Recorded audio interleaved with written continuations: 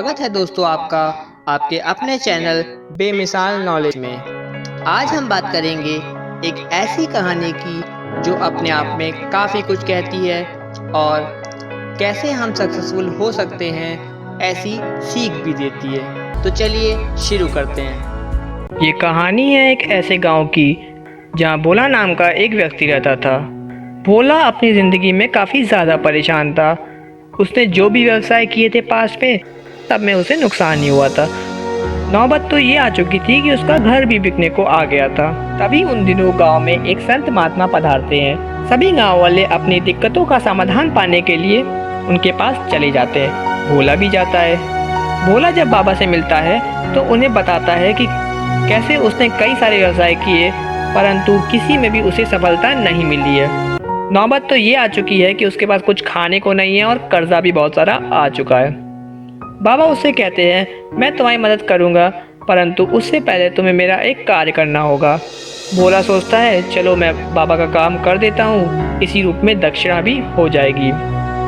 बाबा भोला को एक चमकीला नीला पत्थर देते हैं और कहते हैं, जाओ इसकी असली कीमत पता करके आओ परंतु इसे बेचना मत। भोला कहता है, ठीक है बाबा, और फिर वो चल देता है इसकी असली कीमत पता करने।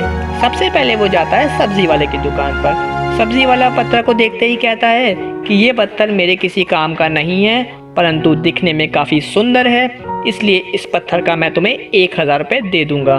भोला उसे पत्थर देने से मना कर देता है और आगे चल देता है। फिर वो पहुंचता है बर्तन वाले की दुकान पर। बर्तन वाला पत्थर को देखकर काफ़ी ज़्यादा प्रसन्न होता है और कहता है कि ये पत्थर मेरी दुकान की शोभा बढ़ाएगा, मैं तुम्हें इस पत्थर के पूरे 10,000 दूंगा। भोला उसे भी मना कर देता है और आगे बढ़ जाता है। फिर वो पहुंचता है एक सोनार की दुकान पर। सोनार जैसे ही पत्थर देखता है वो समझ जाता है कि पत्थर काफ़ी कीमती है। वो भोला से कहता है कि मैं तुम्हें इस पत्थर के 1 लाख रुपए दूंगा। भोला सोचता है कि जब ये सोनार मुझे इस पत्थर का 1 लाख देने को तैयार है तो अवश्य इसकी कीमत और भी ज़्यादा होगी, क्यों ना मैं इसे हीरे के व्यापारी के पास लेकर जाऊं। ये सोच के वो शहर के सबसे बड़े हीरे के व्यापारी के पास चला जाता है। हीरे के व्यापारी के पास जाकर भोला जैसे ही उसे पत्थर दिखाता है वो एकदम भौंचक्का रह जाता है। हीरे का व्यापारी कहता है कि ये पत्थर काफ़ी अनमोल है, मैं अगर तुम्हें अपनी सारी संपत्ति भी दे दूं फिर भी मैं इस पत्थर की पूरी कीमत नहीं चुका सकता, परंतु अगर तुम मुझे ये पत्थर दोगे तो मैं अपनी सारी संपत्ति तुम्हारे नाम कर दूंगा। भोला कहता है, माफ़ कीजिएगा, ये मेरी अमानत नहीं है, मैं इसे बेच नहीं सकता। इतना कह के वह गांव वापस लौट जाता है। बाबा को सारी बात बताता है, कैसे सब्जी वाला 1000, बर्तन वाला 10,000, सोनार 1 लाख और हीरे का व्यापारी अपनी सारी संपत्ति देने को तैयार हो जाता है। इसके बाद भोला कहता है कि महाराज, मैंने आपका सारा काम कर दिया, कृपया मेरी दिक्कत का समाधान कीजिए। तो साधु बोलते हैं, वत्स, यही तुम्हारी दिक्कत का समाधान है। जिस प्रकार इस पत्थर की कीमत अलग अलग लोगों के पास अलग अलग है, उसी प्रकार तुम्हारी कीमत भी अलग अलग व्यवसाय में अलग अलग है।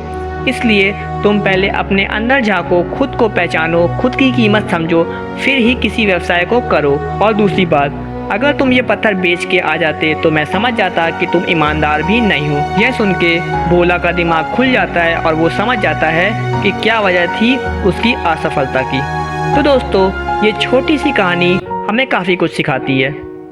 पहले तो हमें अपने काम में ईमानदार रहना चाहिए और दूसरी बात कि किसी भी काम को करने से पहले खुद के अंदर झांकना चाहिए, खुद की कीमत पहचाननी चाहिए कि क्या हमारा पोटेंशियल है, क्या हम कर सकते हैं और क्या नहीं, फिर ही किसी काम को शुरू करना चाहिए। तो दोस्तों, आपको ये कहानी कैसी लगी कमेंट करके ज़रूर बताइएगा। अगर वीडियो पसंद आया हो तो लाइक, शेयर और हाँ, अगर अभी तक आपने चैनल सब्सक्राइब नहीं किया है तो ज़रूर कर दीजिएगा। बेल आइकन भी प्रेस कर दीजिएगा ताकि मेरी हर नई वीडियो आने की नोटिफिकेशन आपको मिलती रहे। मिलते हैं नेक्स्ट वीडियो में, तब तक बहुत ख्याल रखिएगा अपना।